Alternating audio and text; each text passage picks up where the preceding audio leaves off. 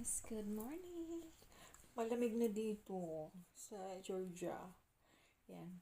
Wait lang guys kasi massage natin yung ating face. Yan. So, i-share ko lang sa inyo yung vitamins na ini-intake ko dito sa daily intake ko. So, nagtitake ako ng probiotics. So, ito.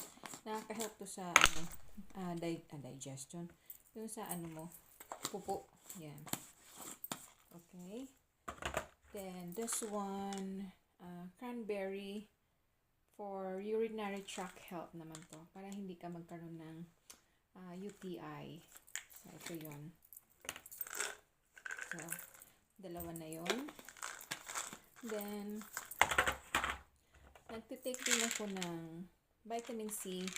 Vitamin C with zinc and D3. Vitamin C with zinc and D3. Okay, pangatlo na yun. Then, aside from that, nagtitake din ako ng multivitamins. Ito for women. So, may ganito din si asawa for men. So, yan. Okay, pang-apat. Then, aside from that, wait guys, nagkamali ako ng close. Wala, hindi na siya ayun, there you go. Then, nagtitake din ako ng, of course, fish oil. Para sa heart. Heart man tong fish oil. 1,200 mg omega 3 fish oil. So, ang tinitake kong vitamins every day is 5 vitamins. Naghanap na pa nga ako ng vitamin. Ayan. Meron akong 5 vitamins na ini-intake every day. Ayan.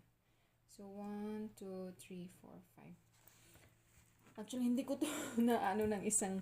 Sa asawa ko, mas madami pa dyan. Hindi ko to na-i-intake ng sabay-sabay.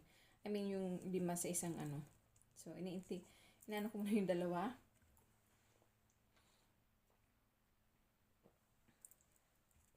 Ito ulit.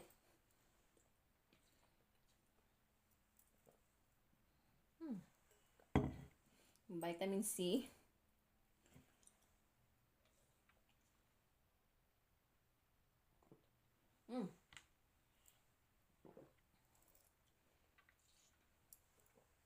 Yan, parang sumabig dito.